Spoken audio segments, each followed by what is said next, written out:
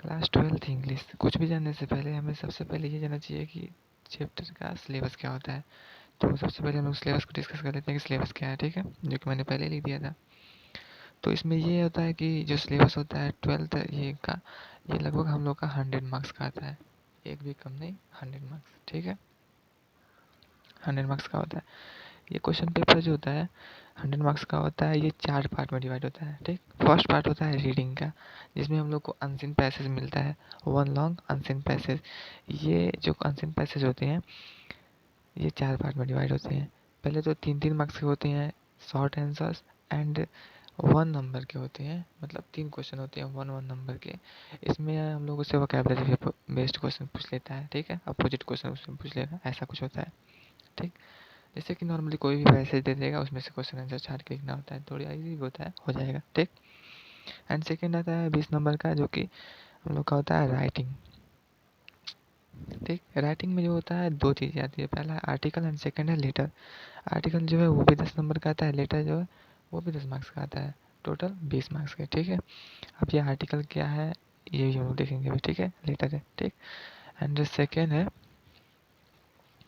जो कि मैंने यहाँ पे डिस्क्राइब कर रखा है कुछ ऐसे, सॉरी, कुछ ऐसे डिस्क्राइब है, ठीक है। अब इसमें क्या है कि ग्रामर का, तो ग्रामर में क्या है कि ये 25 मार्क्स का ग्रामर भी है, ठीक। 25 मार्क्स के, जिसमें से 20 नंबर के हम लोग को एमसीक्यू क्वेश्चन आ जाएंगे, जो कि 2-2 नंबर का होगा, 10 क्वेश्चन, ठीक। एंड 5 नंबर का आएगा ट्रांसलेट, जो कि 7 या 8 सेंटेंस होता है, एक पैराग्राफ होता है, ठीक है। एंड फिर आता है लास्ट हम लोग का लिटरेचर। लिटरेचर ये 40 मार्क्स का होता है। लिटरेचर क्या बुक होता है, जैसे प्रोज, पोएट्री, सप्लीमेंट्री, 3 पार्ट में होता है। तो जो प्रोज है इसमें लगभग 8 चैप्टर है, एंड पोएट्री में आई थिंक 5 चैप्टर है, एंड सप्लीमेंट्री रीडर इसमें 6 चैप्टर है, ठीक। तो प्रोज में और सप्लीमेंट्री रीडर में लगभग 15-15 मार्क्स के क्वेश्चन आते हैं। 15 मार्क्स में जो 2 क्वेश्चन होते हैं वो 4-4 मार्क्स के होते हैं, लगभग 8 नंबर के टोटल, एंड 7 नंबर का वो लॉन्ग आंसर होता है। एंड जो पोएट्री है इसमें कोई 6 नंबर का क्वेश्चन पूछ लेगा, एंड 4 मार्क्स का हम लोग का सेंट्रल आइडिया आता है, ठीक है, ठीक। तो सबसे पहले देखते हैं इसके बारे में कि ये लेटर राइटिंग क्या है, आर्टिकल क्या है। राइटिंग क्योंकि 10 नंबर का है और आर्टिकल भी 10 नंबर का है, टोटल 20 नंबर। ये देखिए आंसर पैसे तो नॉर्मली कोई भी कर लेगा, उसमें से क्वेश्चन ढूंढ के लिखने होते हैं। तो सबसे पहले आर्टिकल का देख लेते हैं हम लोग क्या है इसमें, ठीक है। तो मैंने यहाँ पे आर्टिकल का पहले लिख के रखा है। आर्टिकल में कुछ इंपॉर्टेंट आर्टिकल्स हैं, जैसे इसमें वुमेन इन मॉडर्न इंडिया, मतलब औरतों का या फीमेल्स का मॉडर्न इंडिया में क्या रोल है, क्या कर रही है वो, ठीक है। तो इसके कुछ पॉइंट्स सीखे, जैसे कि यहाँ पे देखो इसके पास्ट के मतलब पास्ट में क्या था, कैसे थे वो सब, उसके बारे में। प्रेजेंट में कैसे है मॉडर्न इंडिया, मतलब प्रेजेंट के बारे में पूछ रहा है, ठीक है, बेसिकली ये बताया है। एंड सेकंड ये क्या है कि स्पोर्ट में उन लोग का क्या भूमिका है, क्या स्पोर्ट में कर रही है, एजुकेशन किस प्रकार से उन लोग को मिल रहा है, एजुकेशन में कितना बेटर कर पा रही हैं। एंड पॉलिटिक्स में क्या रोल है, हेल्थ एजुकेशन में कैसी हेल्थ इंप्रूवमेंट उनकी कैसी हुई है, ठीक है। एंड फिर आता है, ये स्टेप वाइज लिखा हूँ कि मतलब कैसे उसमें पॉइंट्स ऐड कर सकते हो सेंटेंस के अकॉर्डिंग, ठीक है। ये देखो सबसे पहले आता है एजुकेशन के बारे में, जो कि यहाँ पे मैंने इंक्लूड किया था पहले। एजुकेशन से वो इंडिपेंडेंट बनती हैं, ठीक है, जो कि बहुत ही इंपॉर्टेंट होता है जानने के लिए कि किस प्रकार से ये वर्क करता है, ठीक। एंड सेकेंड इसमें क्या अपॉर्चुनिटी आती है कि working in every field, working in every field working मतलब क्या है ये कि ये जितने भी क्षेत्र हैं, पॉलिटिक्स है, स्पोर्ट्स है, हेल्थ है, या एवरी चीज़ जितनी भी है, ये सब में एग्रेसिव है, सब में इंक्लूड हो रही है, ठीक है। फिर आ रहा है important role in India in development, ये जो भारत में विकास हो रहा है, भारत या किसी भी देश में, तो उसमें एक इम्पॉर्टेंट रोल, एक महत्वपूर्ण भूमिका निभा रही है, ठीक है। फिर आया है अवेयर एंड एजुकेटेड इज़ की, बहुत ही इंपॉर्टेंट ये लाइन लिखा हुआ है, क्या लिखा है, अवेयर एंड एजुकेटेड इज़ की। ये क्या बोल रहा है, ये बोल रहा है कि अवेयरनेस मतलब जानकारी होना, और नॉलेजेबल होना, एजुकेटेड मतलब नॉलेजेबल होना, ये उन लोगों के लिए की है, कि मतलब चाबी है कि वो कुछ भी कर सकती हैं। अगर नॉलेजेबल है, एजुकेटेड है, अवेयर है, तो वो कुछ भी कर सकती हैं। कॉरेजियस, इसके बारे में भी, ठीक। एंड सेकंड देखो कि क्या है। एंड सेकंड या तो ये आ सकता है कि the problem of unemployment, unemployment के बारे में क्या प्रॉब्लम्स है, इस पर आर्टिकल लिखने के लिए आ जाएगा। तो उस पर एक पॉइंट भी लिखा हूँ, जैसे कि यहाँ से सोशल प्रॉब्लम्स, अगर अनएम्प्लॉयमेंट बढ़ेगी तो सोशल प्रॉब्लम्स होंगे, ठीक। इफेक्टिव इकोनॉमिक्स, इकोनॉमिक्स पे भी असर पड़ेगा, ठीक। फिर आ रहा है स्ट्रेस एंड फ्रस्ट्रेशन, अगर जॉब नहीं रहेगी तो स्ट्रेसफुल तो रहोगे, हमेशा टेंशन में रहोगे एंड फ्रस्ट्रेट भी हो जाओगे, ठीक है। फिर क्या आ रहा है, इसका मेनली रीज़न क्या होता है कि एजुकेटेड नहीं हो पाते हैं लोग या स्किलफुल नहीं होते रहते हैं, दैट्स रीज़न कि उन्हें कुछ नहीं मिल पाता, ठीक है। अनएम्प्लॉयमेंट की भरमार होती है। एंड बेस्ट मैक्सिमम रीज़न होता है कि पॉपुलेशन बहुत ज़्यादा बढ़ जाते हैं, इसका भी ये रीज़न होता है अनएम्प्लॉयमेंट का, ठीक है। अगर उसका नहीं आया तो कभी कभी आता है वाटर कंजर्वेशन पे, उसके लिए क्या है, नॉर्मली हम सब जानते हैं कि पार्टी हमारे लिए कितना इंपॉर्टेंट है, पानी कैसे बचा सकते हैं उसके बारे में, ठीक है। नॉर्मली पॉइंट देख लो क्या क्या है। तो नेचर रिसोर्सेज है, सबको मालूम है कि प्रकृति द्वारा प्रदान की गई है, नेसेसरी फॉर फ्यूचर, इसे बचाना बहुत ही इंपॉर्टेंट है हमारे फ्यूचर के लिए, आने वाली जनरेशन के लिए, ठीक है।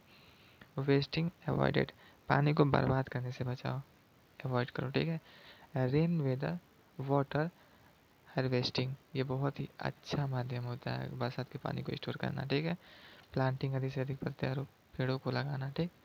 टुगेदर टू सेव वाटर, सरकार और लोगों को सभी के सम्मिलन से ही ये हो सकता है पॉसिबल, ठीक है। इसके बारे में बोल रहा है।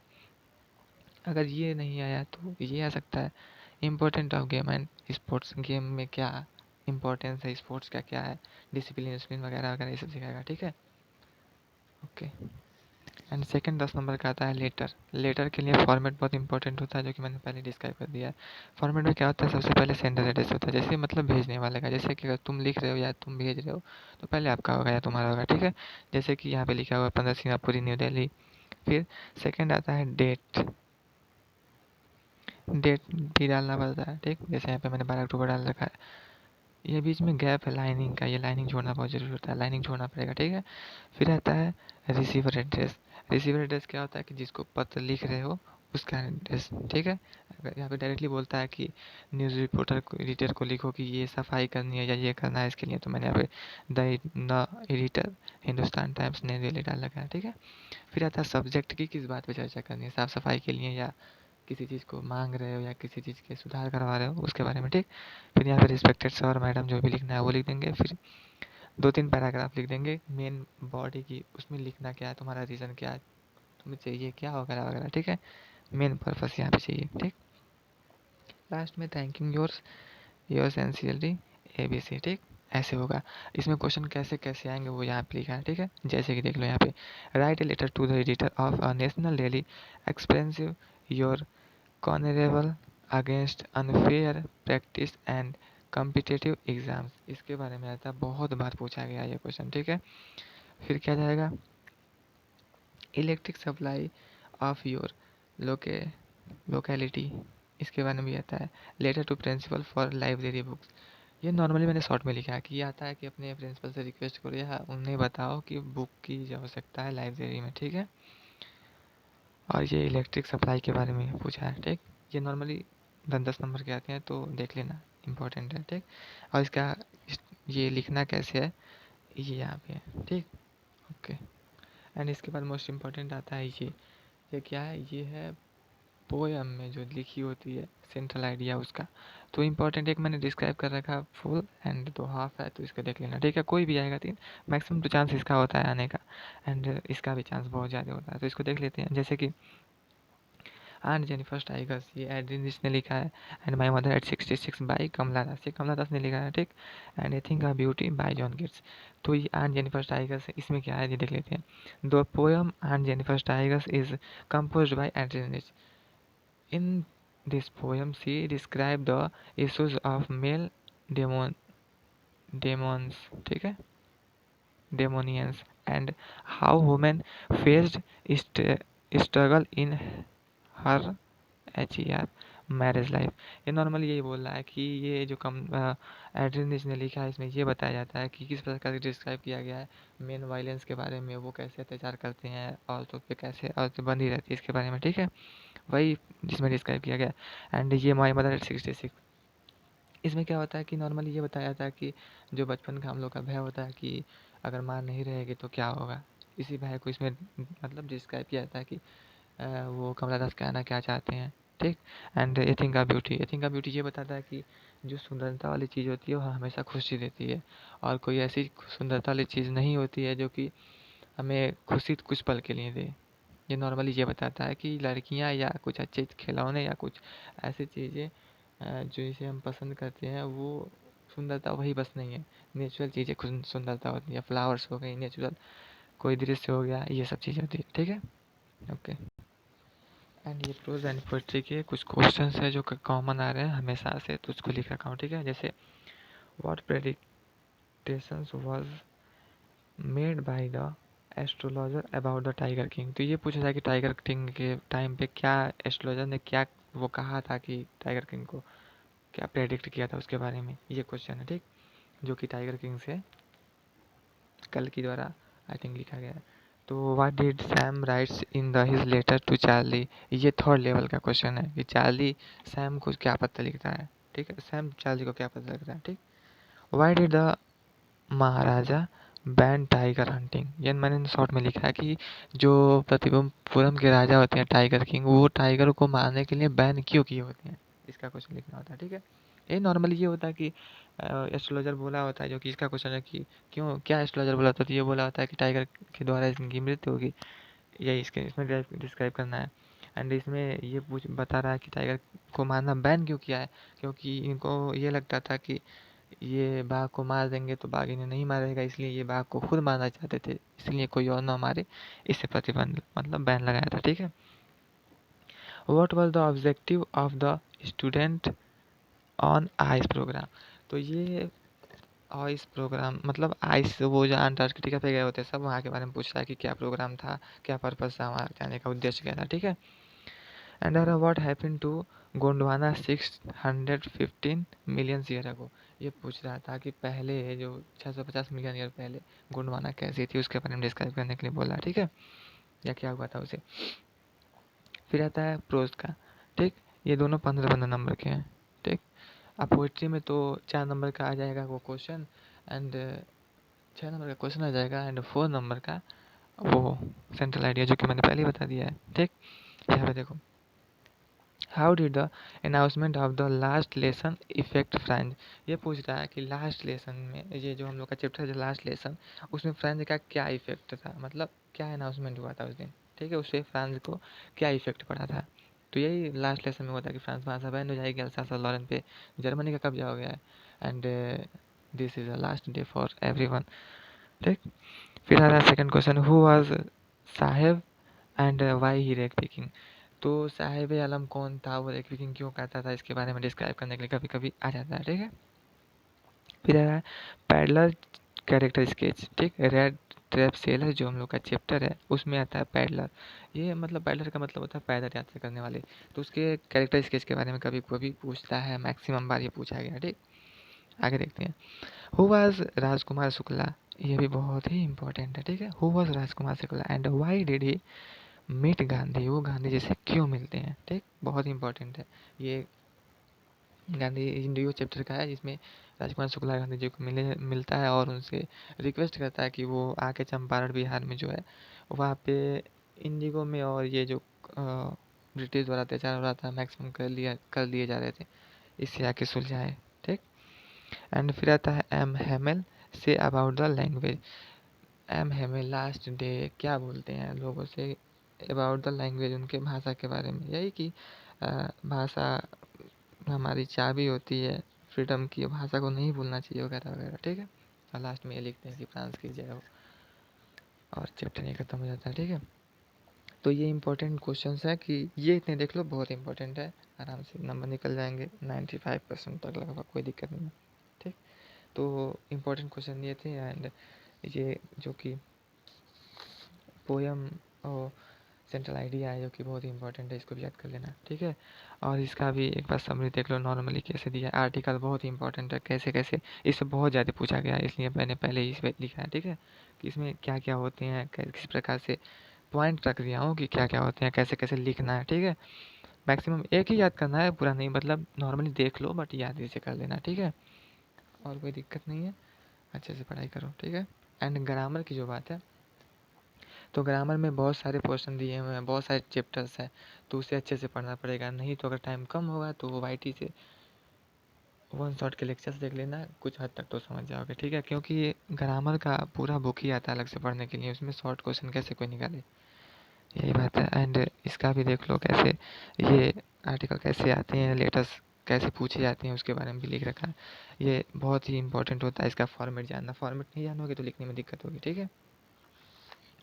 सो यही है। एंड मैंने कुछ शॉर्ट नोट्स भी इसमें लिख रखे थे जो कि देख सकते हैं यहाँ पे, ठीक है।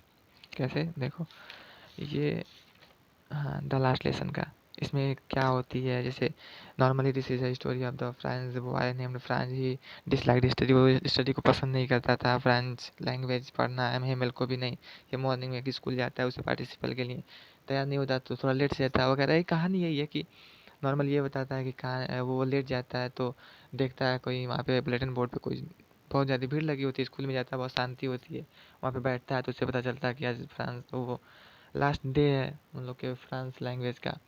एंड उसी चर्चा पे बात होती है कि तुम लोग की गलती है, तुम लोग पढ़े नहीं, मेरी भी गलती है, सर बोलते हैं एम। एंड यही डिस्कस चलता है। और फिर लिखते हैं वेला दे फ्रांस, मिस फ्रांस की जय हो, और चैप्टर ख़त्म हो जाता है ये। एंड सेकंड चैप्टर है लॉस्ट स्प्रिंग एनी जंग की इंपॉर्टेंट पॉइंट्स कैसे कैसे हैं, ठीक है। इसमें दो कहानी होता है, एक साहिब आलम की होती है, एक मुकेश की होती है। साहिब आलम ये होता है कि ये रैक पेकर होता है, जैसे पहले बांग्लादेश में लोग रहते थे, वहाँ पे बाढ़ उड़ाने के कारण से इसका घर, इन लोग का घर ढह गया था, ठीक है। तो ये लोग आके यहाँ पे दिल्ली के सीमापुरी में रहने लगे थे। और यहाँ पे नॉर्मली ये था कि ये जब जैसे नहीं सुबह में चिड़िया आती है दाना चुगने के लिए, तो बेसिकली ये भी लोग सुबह आते थे, रैक पिकिंग करते थे और शाम मतलब लौट जाते थे।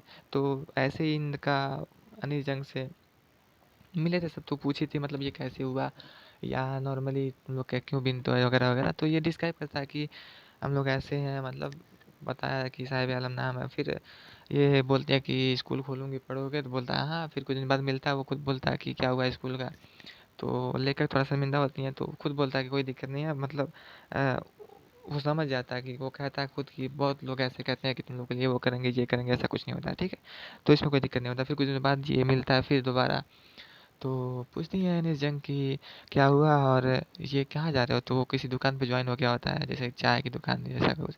तो दो टाइम का खाना और कुछ 8 या 10 रुपये या समथिंग, कुछ रुपये 70 रुपये आई थिंक कुछ देते थे। ऐसा ही था, चैप्टर खत्म हो जाता है। उसे उसके नाम का मतलब नहीं मालूम होता कि साहिब आलम का मतलब दुनिया का मालिक होता है, ऐसा ही कुछ, ठीक। एंड सेकंड था मुकेश की कहानी।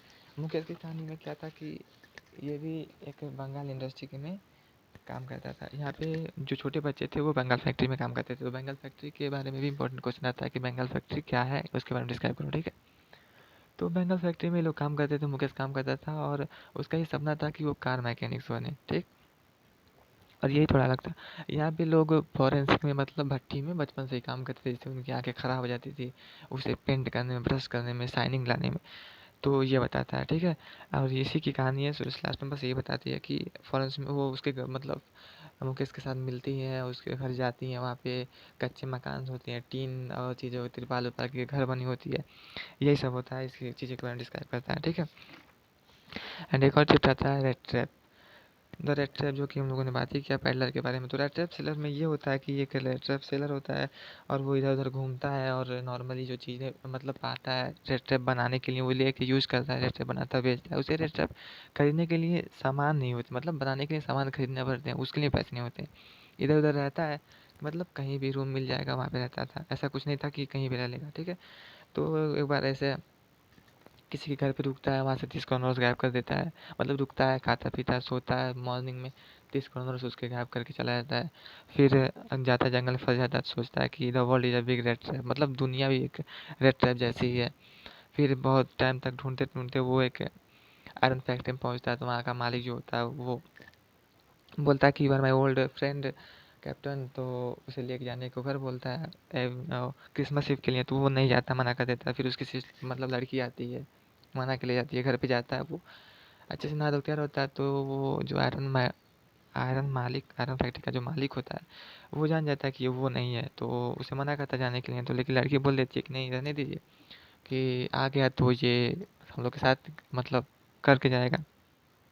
नॉर्मली क्रिसमस ईव मना के जाएगा तो रुकता है, खाता पीता है, सोता है, ये मैक्सिमम टाइम तक सोता है। या फिर वो लोग जाते हैं जब ये क्रिसमस के बाद वहाँ पे कि एक मंदिर चर्च होता है ना, तो वहाँ पे जाते हैं तो नॉर्मली वहाँ पे ये डिस्क्राइब होता है कि कोई रेड ट्रैप सेलर है, वो किसी के मतलब क्रोनोस चुरा के लेके चला गया है। तो ये लोग घर आते हैं तो इसके आयरन मास्टर जो होता है उसका थिंकिंग होता है कि सारा सामान चुरा के चला गया होता है। फिर वो आती है तो लड़की घर पे पूछते हैं सब कि क्या हुआ, तो गार्ड बोलते हैं कि नहीं कुछ लेने गया है और एक गिफ्ट दे के गया। तो वो गिफ्ट ऐसा पैक किया होता है कि वो गिफ्ट भी प्रॉपर पैक नहीं होता, बाहर से दिखता है कि मतलब उसमें क्या क्या है। तो एक वो 30 क्रोनर्स होते हैं, 30 क्रोनर्स उस गरीब किसान के, और एक लेटर लिखा होता है कि उसमें थैंक्स बोलता है और बोलता है कि क्रोनर्स उसको दे देना और बोल देना ऐसे मत रखे कि कोई लालच में आ जाए इसके लेने के लिए। एंड उसे थैंक्स बोलता है इसके लिए, उसे अच्छे से ट्रीट करने के लिए, खाना देने के लिए, कपड़े देने के लिए, रहने के लिए अच्छा जगह जगह देने के लिए। एंड यही कंप्लीट होता है कहानी। ऐसी कहानी है, मैंने शॉर्ट में बस लिखा था समझाने के लिए। एंड बस यही रिवीजन है, और अच्छे से पढ़ो, पेपर कल है। Okay, so thank you.